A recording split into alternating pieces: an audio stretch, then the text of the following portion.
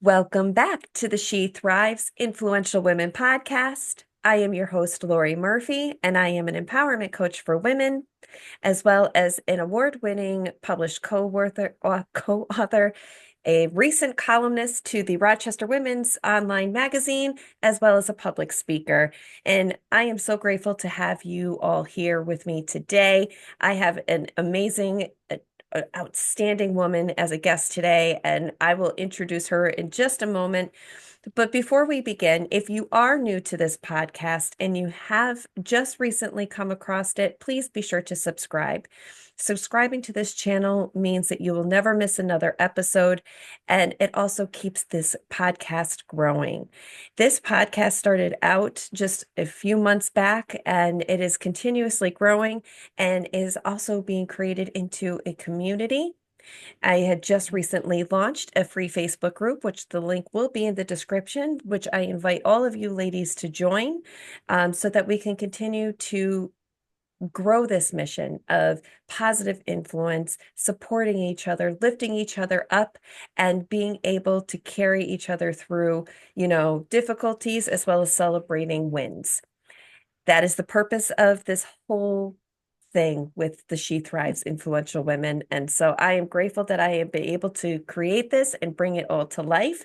And I can't do that without all of you. So please continue to follow the podcast, join the Facebook group, and be a part of an outstanding community of women. And without further ado, I would love to be able to introduce you to Diane Wyzga. Diane is such a delightful human being. I am so excited to bring her on. And I'll tell you a little bit about Diana. Diana helps women clarify their vision and amplify their voices with the spirit of who they are by partnering to create their origin story. From USNavy nurse to businesswoman, lawyer to litigation consult, and seasoned backpacking adventurer who walked this 500-mile Camino de Santiago pilgrimage route to storyteller, Diane has been reframing narratives, unbalancing the status quo, and healing lives with story.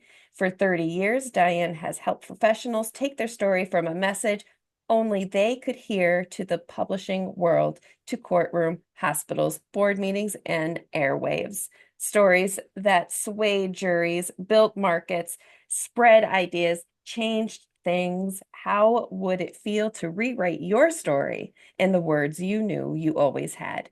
Words that were waiting for you to summon the courage to say, yes, I am. Yes, I can.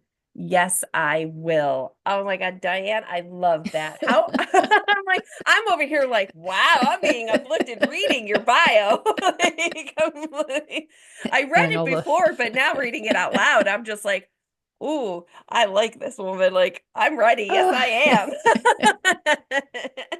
How and are all the you? people said amen. I'm delighted to be here, Lori. Thank you very much for inviting me to share the microphone with you and your Thank growing you. community of thriving women, because that's Absolutely. what this time is all about, the age Yes. of Aquarius and the return of the women.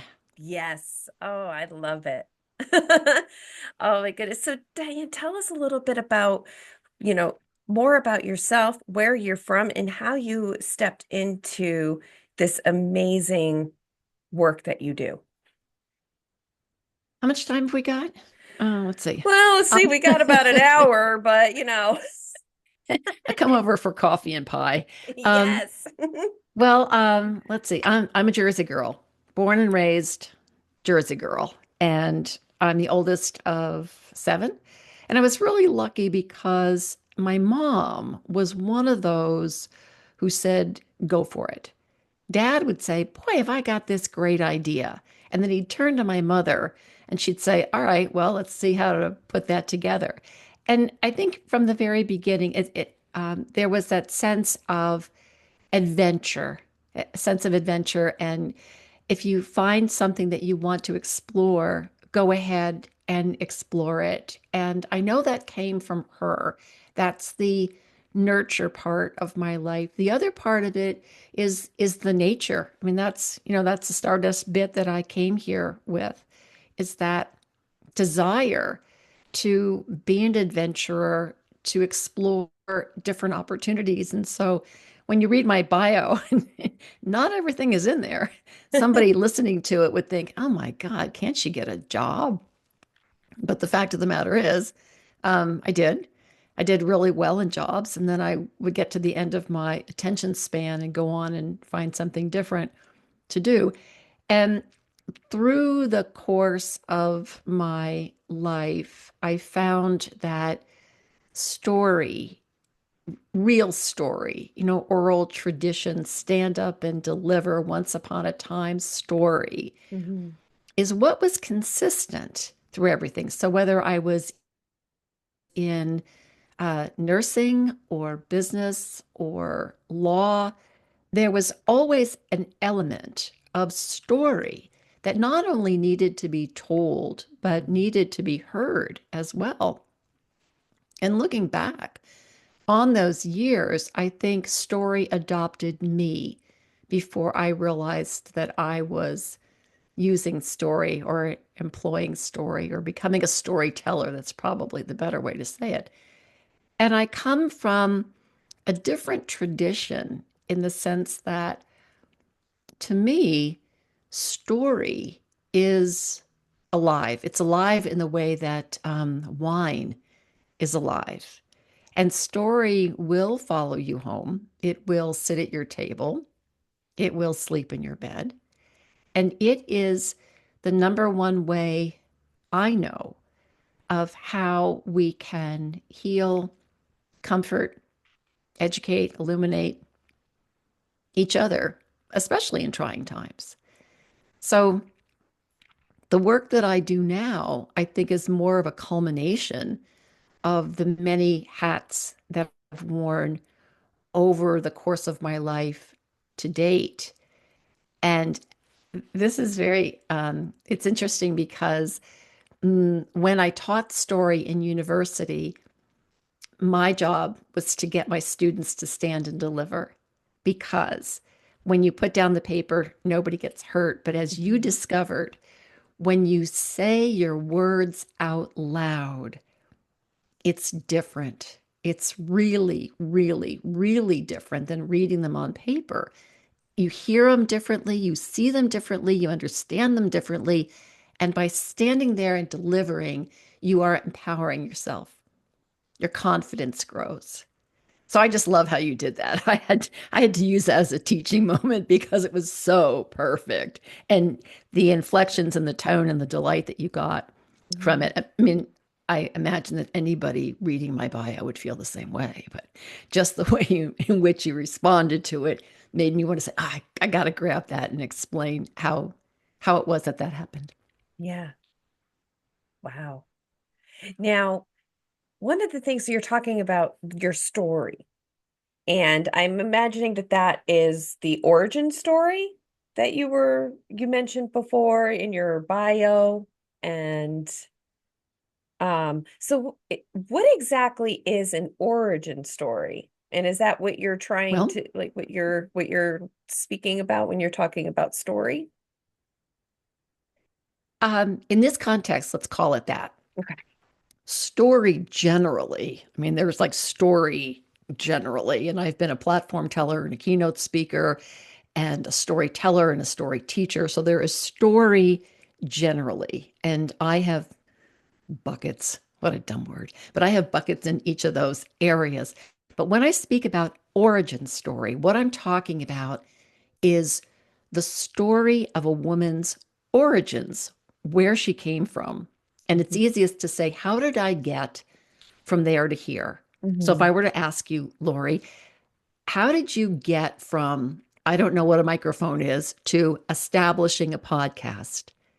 There would be a story you would have to share with us that said, okay, well, there was this and there was this and there was this, right? Mm-hmm. And the same with our lives. How did we get from there, the beginning, to here? Now, we don't have to make it the whole span of our lives. It depends on what it is that we want to say to someone, what it is we want to put into a keynote, what it is we want to put on a website. But the origin story has to do with that. How did I get from there to here? Hmm. And a lot of times we begin with an archaeological dig. Who were you when you were 5 or 7 or 9? What things lit you up? What did you not like and you knew you didn't like it? What did you love and you knew you loved it? What charmed you? What repulsed you? What were the things that were the building blocks of your life that maybe you've not been paying attention to? And Hmm. in the course of that study, like an archaeological dig, you go back to the scene of whatever and you're looking for the shards of pottery and what people did and like if you're an archaeologist, it's the same thing. And Right. you're looking for what was important to me then? What values? What values were already showing up in my little human life? Because those values, which are true to you, will have followed through the course of your life to date. And all they're asking you to do is say, hey, pay attention to me. Hmm. So, to close the loop on that, I will say that after some discovery, I can say that I have three things going on in my life, three values that are hugely important that serve as the pillars of my life and my story. And one is adventure. Hmm. The next is justice, anything I can do on behalf of the underdog. And the third is self expression, your voice, Yes. because we were all given a voice, but sometimes we're reluctant to use it. So does that answer the question of origin story? Or It is there? it does. It does. So essentially your origin story, started you were young, you're from Jersey. So how did your origin story take you from you said you went from New Jersey to where did you move from there? Oh, I went to college and then I was in the Navy and then I went to graduate school. So, Yes. So it's like you kind of like had all of these different transitions in your life where hmm. now what what college did you go to? I went to college in Manchester, New Hampshire. Nice. hmm. Now, did you do a full 4 years and then go into the Navy? Yes. So I graduated with a BSN in nursing, bachelor's degree in nursing. And from that, I went into the Navy, served as a nurse. I was a lieutenant. So I was an officer, I was a naval officer. And I chose the Navy for two reasons. My dad was a radioman in the Navy. Mhm. All of his brothers, except I think two, were in the Navy, and they have the best uniforms. I mean, bar none, they have the best uniforms. They do, So, actually. My brother was in the Navy. see, okay. And he served Beautiful. where? He, They oh. are. So my brother, he did, let's see, 4 years. Well, he did boot camp in Chicago. Okay. Then he went to Virginia, Norfolk, Uh, I Norfolk. went to Norfolk. Okay, so Hmm. I was at Portsmouth Naval. So Yes. Norfolk is where the shipyards are. Yes. Yes, my Okay. brother, and then he went to Maryland and down in Southern Maryland. I can't remember the name of but he was there for another 4 years. He served 8 years altogether. God bless And him. it started his career and he loved jets before he even went into the Navy. And he was a mechanic that worked on Okay. jets, and he's from there gone up. Yeah. So it's one of his passions and he's very good at it. But yeah, yeah, so much so that he got out of the Navy and continued on with his career hmm. with naval jets as a civilian. Wow. God bless him. Yep. And I think, and we Little want to sister's say, proud. well, there's a lot to be proud of. People say all the time, "Thank you for your service," Mhm. and I, I hope that people receive those thanks in the spirit that they were intended. Because when you take time out of your life, as it were, to serve on behalf of your country, that says something really important about what you believe in. Hmm. And you know, granted, we either, some of us got educations. I was able to get the GI Bill and go on to graduate school after that. As you were talking about your brother, there's an education that he got, career skills that he got. So you get something from it, but you're also starting at the place of being of service to my country is the most important thing to me right Yeah. now. Yeah. And I thank you for your service. You're welcome. I will tell you, Lori, those 3 years were some of the best of my life. They really were. Taking care of children, um, lots of stories, lots of stories. But here again, where stories come in, because most of the children were from infants all the way up to, I think, 14, 15 years old. Gigantic open bed ward, about 30 beds in it. There was a little step down unit for burns. There was a small nursery for children with hydrocephalus. But the most important thing then is at that time is holding up the parents, Mm. because by and large dad, not always, but by and large dad was deployed, and something would happen, and here's mom dealing with whatever it is that's going on. Coming in the middle of the night and the child needs surgery and the prognosis is not very good. And so how do you hold up the roof, not only for the child who you're caring for as a nurse, but Mm. also for the parent who's going through this turmoil pretty much alone, unless they can get a hold of dad. So the stories that are being told around that whole experience are huge because they're human life experiences, Hmm. human life. And knowing that you have an effect, a good effect on people. I remember so we didn't have cell phones back then. We didn't shovel coal or sand down the floors, but we didn't have cell phones. However, we had payphones. And just outside the ward was a bank of payphones. And I remember walking this little girl, it was nighttime, and I walked this little girl to the payphone so that she could call her mom. So I'm sitting on the bench against the wall. She's inside the phone booth, but the door is open. And she's just a wee little thing. And she is Mm. wearing a white nightgown. I remember this. And she's talking to her mother. And then she turns around to me and she says, "What time do you close?" And I said, "We don't. We're here all night." This story always gets me. And she turned back to her mother and she said, "Don't worry, Mom. They don't close."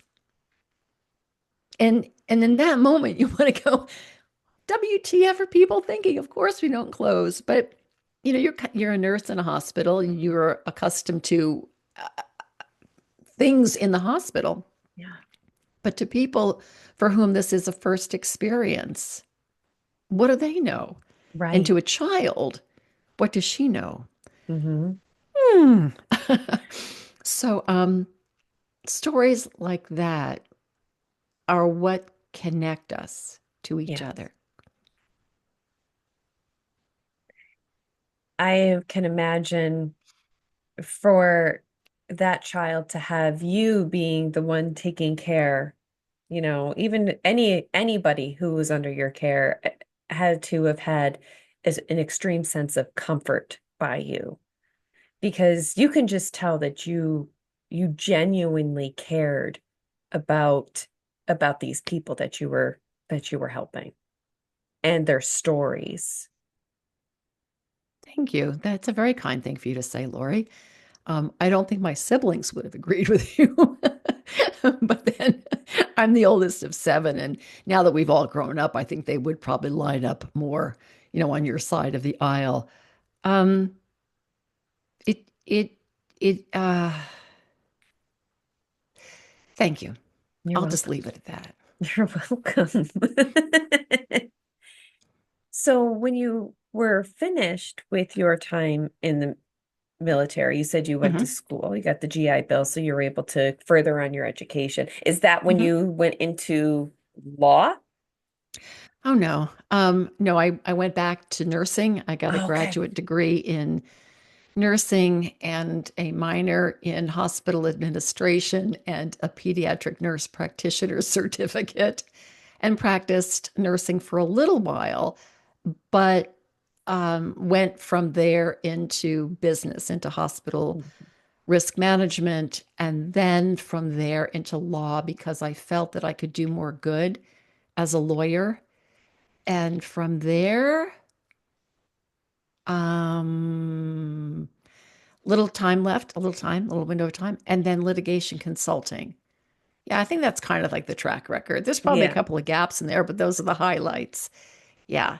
So it looks like a checkerboard kind of a thing, but looking back on it, it all makes sense. Hmm. And one thing led to the other. Hmm. And each new enterprise that I took on was fortified by the work that I had done before.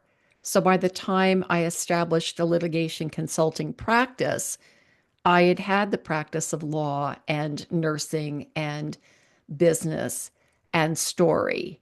And so, as a litigation consultant working on behalf of plaintiffs and their clients, I was really well positioned to be able to say, all right, let's figure out the best story of what's happened here that we can present to a jury.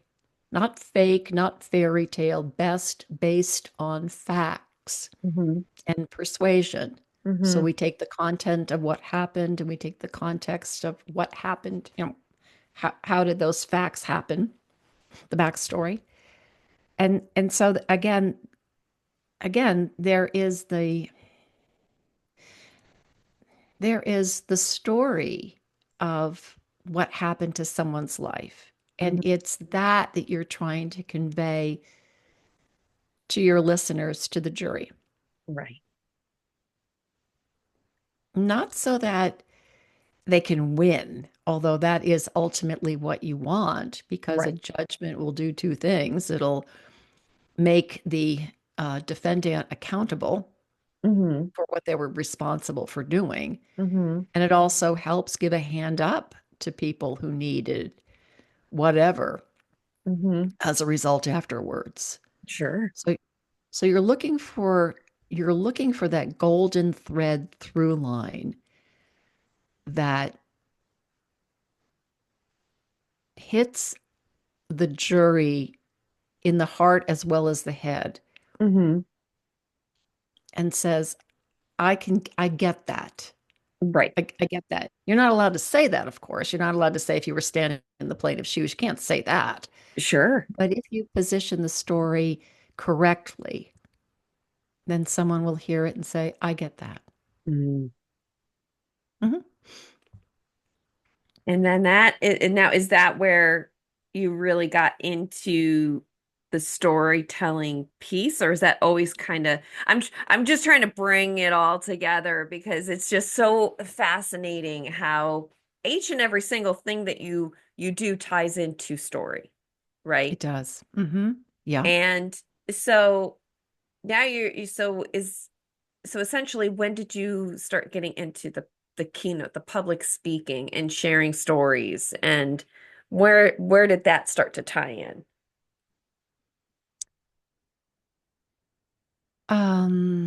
That would have been, let's see, if you need a date certain. When I actually threw the threw the stake in the sand and said I am a storyteller, that was probably in the late 80s. At that time, I joined the National Storytelling Network Association. I joined a local chapter. I began telling stories out in the world. Mm. And then I approached the university and said, y'all don't have any storytelling courses here. I'd like to offer one. And apparently and they took it up. They took it up. So it was a semester of story, and I was teaching the people that were coming into the class everything that I could possibly teach them about Story 101. And at the end of it, instead of graduation, we had a story concert. And so all the students got to tell a story in front of a public forum, in front of Hmm. friends and family, and stand and deliver what they had done. And that class led to a 102 and a 103. And as we went further down the line, the number of students shrank until Hmm. we got to this really wonderful number that became a storytelling troupe. And that troupe was called Storyworks, WERX. And again, we would perform. We'd perform out in public. And I was also doing that on the side myself. So as a keynoter, as a storyteller, doing the same thing I was teaching them to do. So I would get hired to do stories at an event or using story as part of the keynote that I was doing. And so I think that's the place where it became firmly established Hmm. so I could call myself a storyteller. Yeah. So it's always been a part of you. Yes.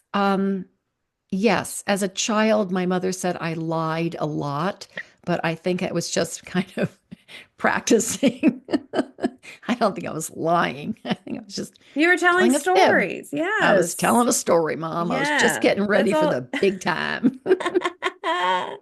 So, and it's interesting because so often women will say, My family weren't, I didn't come from a storytelling family.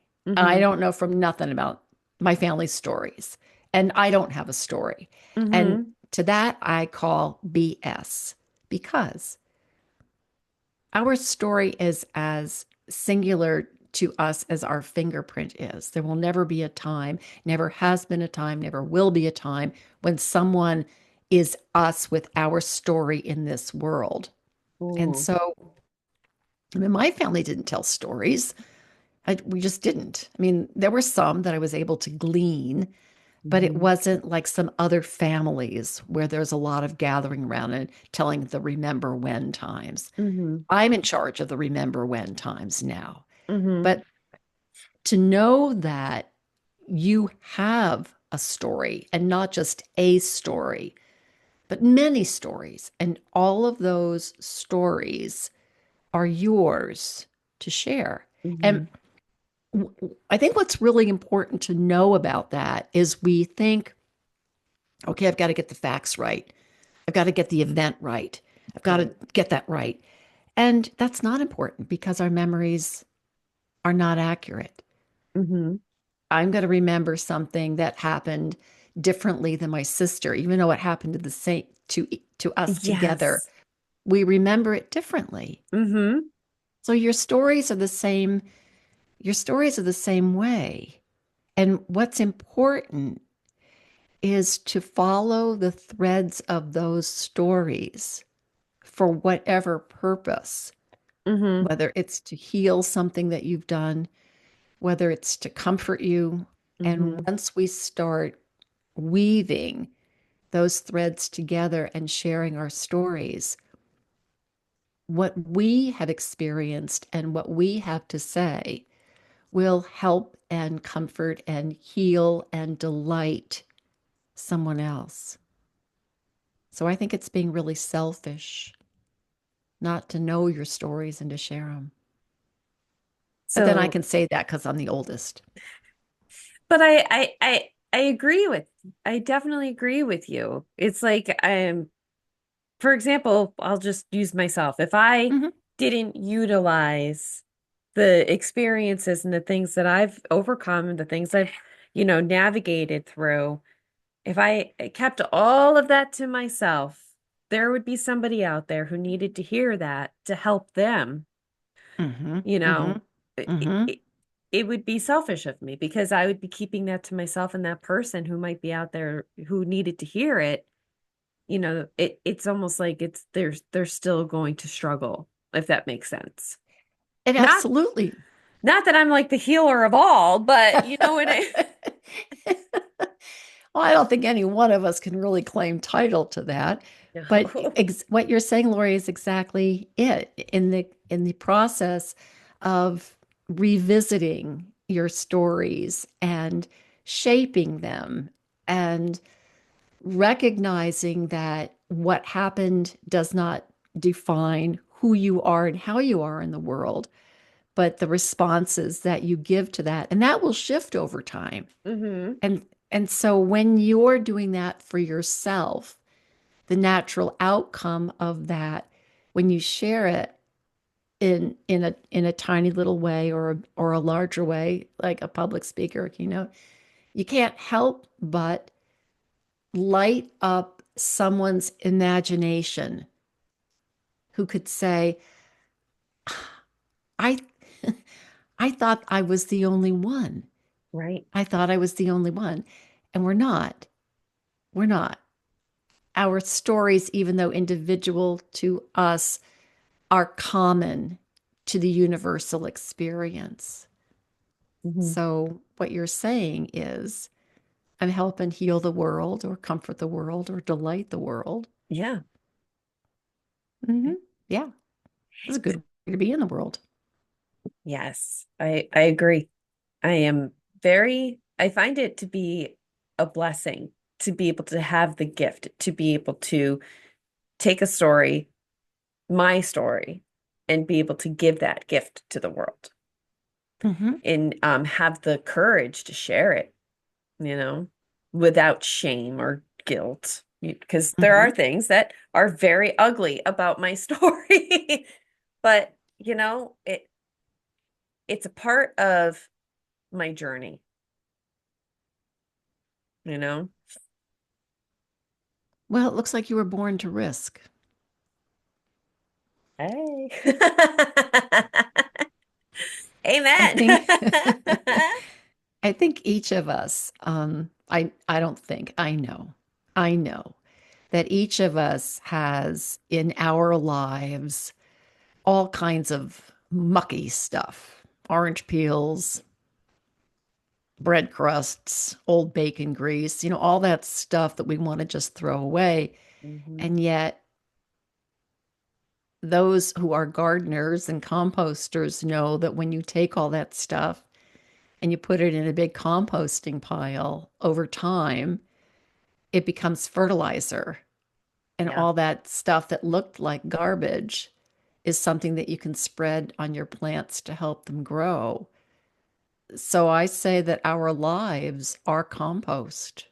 because of that very thing that you said. There's the uglies, and then we can compost the uglies into something useful Yeah. for us and perhaps for others. Hmm. Hmm. Yeah. And it takes someone born to risk to know how to do that and to be able to do that. And I like to be a part of the Born to Risk team.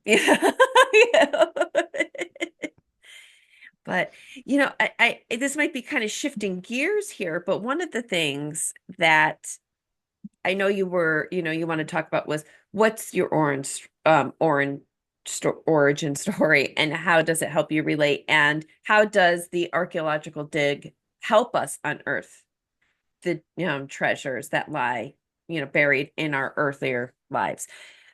So I'm kind of curious about all of that. The origin story. I want to dive in a little bit more about that and the archaeological dig because you had mentioned it earlier. And, I'm like, I'm really curious about it. Can you be a little bit more specific about what you are curious about? So I know you had mentioned like the origin story, what it is, and then you said, doing that archaeological dig. Okay. So I guess I'm curious to know um how I guess I'm just curious to know about all of it realistically. Like Okay. like how exactly like do we put our origin stories together by utilizing, because I'm guessing you have to utilize that archaeological dig to be able to Okay. put it all together. Okay. And you know, how does it help us along our journeys and healing and growth essentially? Okay. Okay. I might be Um, complicating my question more than it actually is. no, I think I've got it. I think I've got it. Um, I'm going to start at the what I recall was the first part of your question and then go to the utilization part of it. Hmm. So, um, as an incest survivor, my voice was quieted down. There's a beautiful Scots word, it's smored. And it just means that the fire, they s'more the fire at night. It just means that you bank the fire. So you put enough ash or peat on the top of it so that the fire in the fireplace is banked down or s'mored, not completely smothered and put out, but just banked. Hmm. And in the morning, you blow on the embers and add the little, twigs and whatnot, and it becomes a fire again. And in a lot of ways, that is the way I describe my voice. Hmm. So, based on the generation I came up in, the church, the school, the incest, my voice was smored. It didn't go away, but I didn't have full access to it. Okay. And so, looking at that, and you come to I find that women who work on their stories come to a point at which they say, something isn't working. This isn't fitting. I'm after my why, but I don't know who I am. Mm. So, little side thing over here, your who is more important than your why. Thank you, Simon Sinek. But you know what? Your who is more important than your why because your who is what creates everything else, creates all that why. So it took me decades. It took me decades to not only recognize that my voice had been smored, but to figure out how to unsmore it or Hmm. to blow it back into a blaze again. And if I had to pick a point, because I know you're going to ask me that, if I had to pick a point in time, I would say it was law school. And in law Hmm. school, I was in moot court. And moot court is pairs of students who are arguing appellate court briefs, and you're on your feet. This is clearly stand and deliver time. And there were hundreds of us. And I kept getting you know what, I could listen to you read out of the Manhattan phone book. By the time we got down to the final two, it was myself and a former pastor. And we were arguing our cases in front of 5 sitting Supreme Court state chief justices.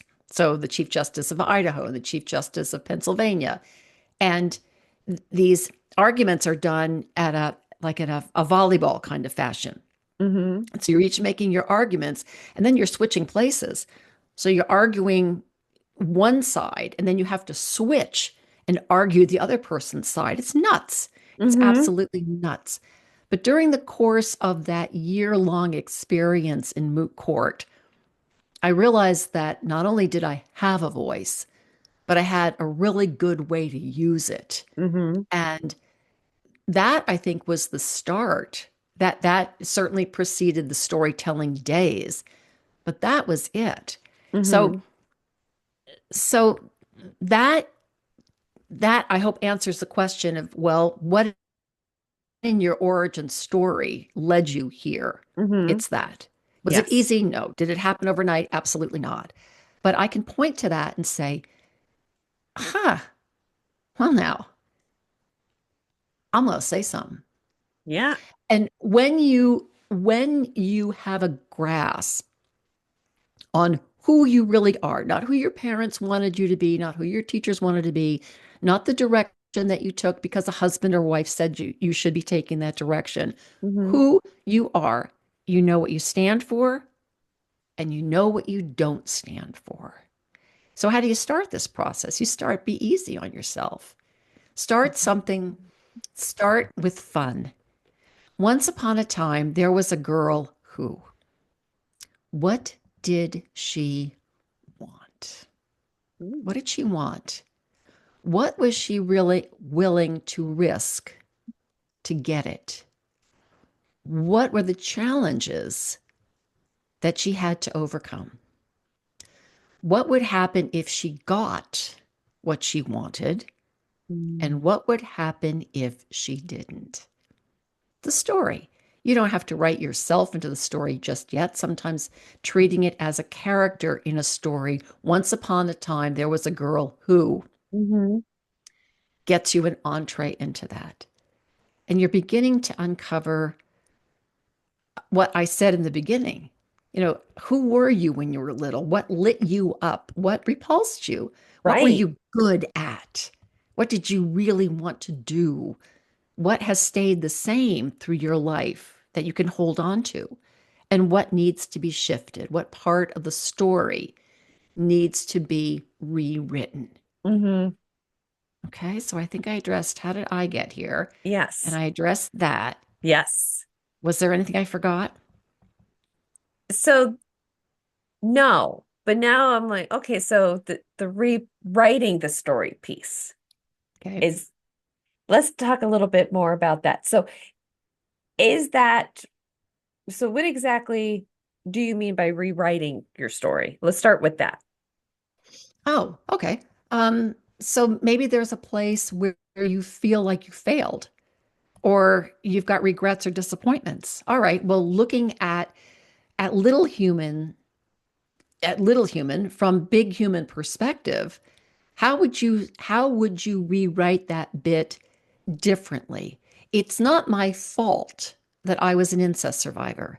That's the hand that was dealt to me. Mm-hmm. So am I going to go through life shamed, head bowed, and feeling I have no control over my life? You can. That's a choice. Yeah. But every choice has consequences. So if you choose to live that way, it has consequences. Mm-hmm. But if you choose to stand up and say, you know what, enough time has gone by, and I'm ready to rewrite that part of it, Mm-hmm.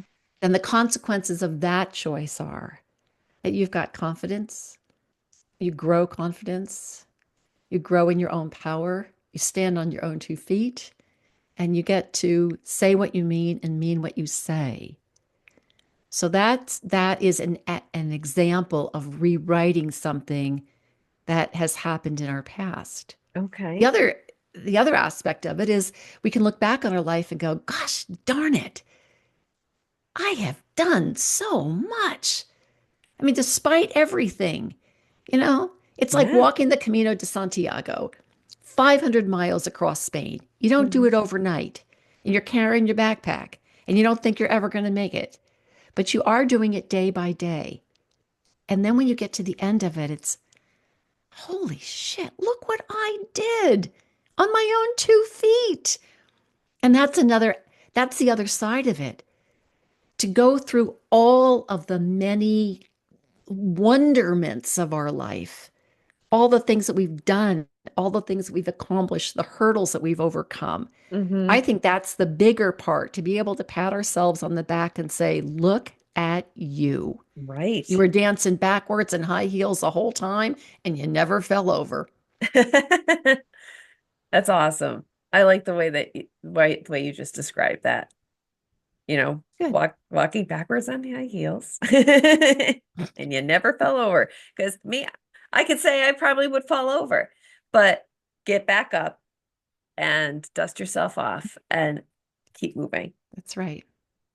We Fall down have, 7, get up 8. yeah, we have that option. We have that choice where we can stand back up and turn on face forward. We don't have to keep walking backwards in high heels. We don't have to let what happened to us define us. It's all a choice. And the only thing really when you're faced with the choice are the consequences of the choice. So if I go here, these are consequences. If I go there, these are consequences. Hmm. Which set of consequences are you willing to live with? You get Right. married, one set. Stay single, one set. So on, so on, so on, so on, so on. Hmm. It's a choice. And we have the choice to uncover uncover the story.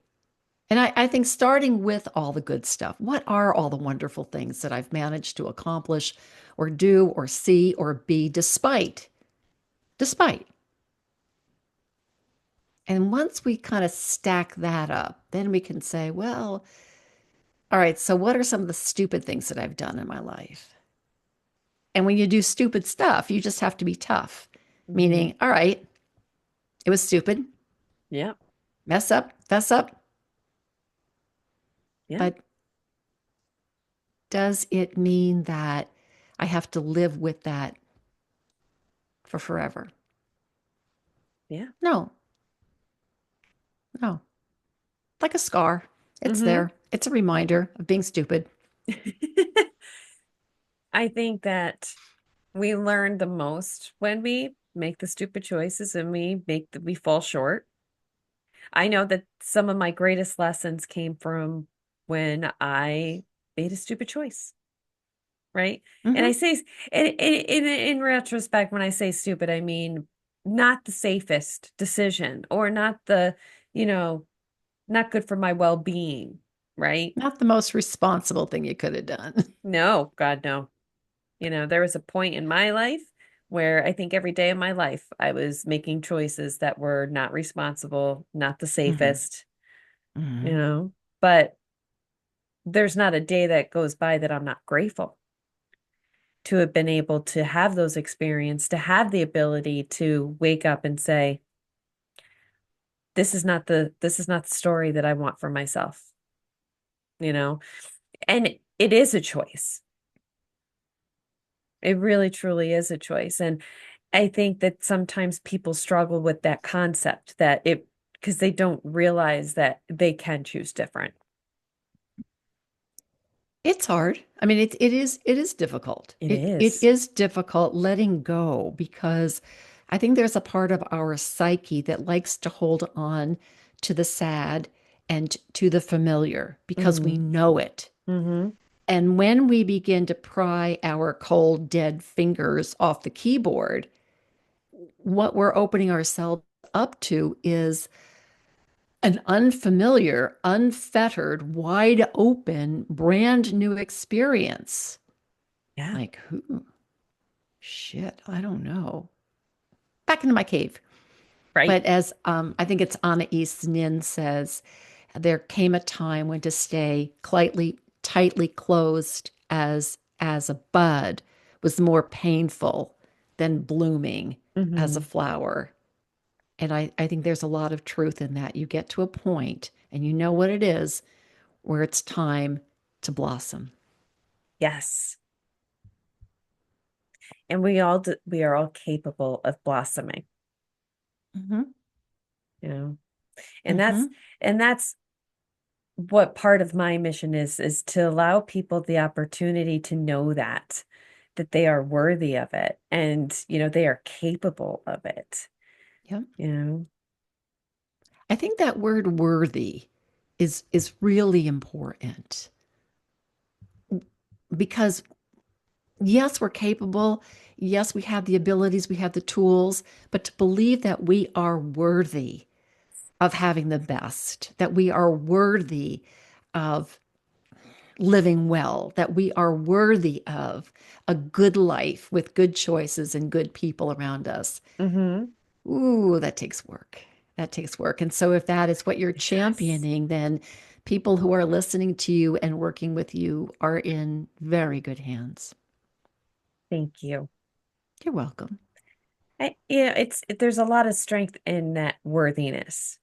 I feel when, and and just like from my own experience and then seeing what I've seen my clients go through and other people in general, when they don't have that feeling of worthiness, that there's that lack of acknowledging that they have worth, mainly because life has, thrown them a lot of things their way that might have knocked them down, to people in general, things that were said to them. Hmm. And, Hmm. you know, when we can recognize that, oh my God, I am worthy. Like I am deserving. I am capable. You Hmm. almost have this it almost builds this like force of being unstoppable, right? Like Yep. it's Yep. it's beautiful. It It is. is. And Hmm. and I just what you do and what what your message is and the work that you're doing is just, it's so important because people need to know that they have that opportunity to rewrite their stories, and knowing that there's someone out there who who can, tell them how, right?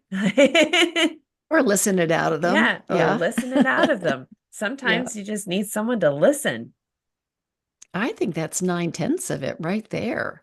Hmm. If someone would just sit down and listen to me, and listen from the Yes. heart with appreciation.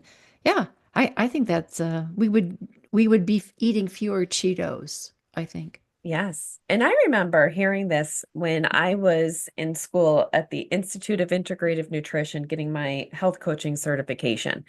One of the things I heard in one of my lessons that has always stayed with me is that Mhm. human beings have this natural capacity to heal themselves just by having the opportunity to talk it out, Yes, just by being able to have somebody allow them that space to just listen with that open heart and open ears and just really let them just talk it out more often than not. And I have seen it where all of a sudden that aha moment happens and you're like, wait a minute, right? Like we have this capability yep, of being able to do that, and we that's, do.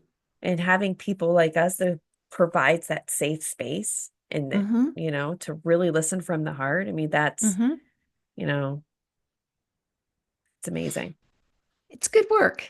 Being a It, sounding board is good work, and it's difficult work because if you're a fixer like me, or you're inclined to fix, it's a little difficult to sit back and wait. Why am yes. I talking? And I absolutely agree with what you say. That I mean, as a nurse, I learned that the human body is capable of healing itself in a myriad of ways. And Hmm. every once in a while, we need modern medicine, and every once in a while, that doesn't work. But Hmm. left to its own devices, it can. And so it makes perfect sense that if if human beings are given the opportunity of witnessing or witness, I like to say, Hmm. of being witnessed in their story, that goes a long way. Yeah. It goes a long way to healing whatever needs to be healed and to celebrating Yes. what needs to be celebrated. Say, yay, Mhm. you. Yeah. Right. You Amen. is. That's right. That's Oh right. goodness. Oh, Diane, I mean, I'm loving this conversation, and Me I would too. love to be able to have you come back. We are out of time for today, unfortunately. I know, I've been watching the clock. But what I want to ask is, if how can people find you? How can they connect with you if they want to be able to reach out and have a chat? Actually, the easiest way to do that is my website. So it's right at the bottom of the frame there, quartermoonstoryarts.net. Um, the website needs a little bit of updating. There we go. But there's a link that you can click to get a free chat, consult conversation about what's going on. Sure. So that's a place. I'm on Substack under Wyzga on Words. Mm-hmm. And also, I have a podcast, long running, 5 years, April 1, and that's called Stories from Women Who Walk. It's on every single platform going, including Pandora. And that's a good place to jump in because the episodes are down to 60 seconds after COVID, Uh-huh. 60 seconds Monday through Friday. So you get a little bit of motivation, inspiration, story. So I would say those are the best places. I'm on LinkedIn, but I'm sort of moving out of that Yeah. right now so that I can devote more time to the podcast, to the coaching, and to Substack. Absolutely. I love that. So what I'll also be doing is putting all of that, because I do have your website and I have your email here as well. I can put that into the description. Oh, Um, yes. Yeah, that's easy. Yeah. yep. Info at quartermoonstoryarts.net. Yes. And I'll be sure to have all of that in the description of the podcast, as well as my contact information. If there is any way that I can be of service to any of you along in your journeys, please, you can find me. My website is www.lauriemurphycoaching.com. And there is an option to be able to request a discovery call with me, or you can find me on Facebook, LinkedIn, TikTok, Instagram. That'll all be there too. And I'm also going to add the link for the free Facebook group. I'd love for you all to join. Just answer a couple of questions and I will be sure to, welcome you into the group. But until then, thank you so much for coming again, Diane. Thank you for being here. And thank Thank you to you. all the listeners. And until next time, let go of fear and let your spirit shine.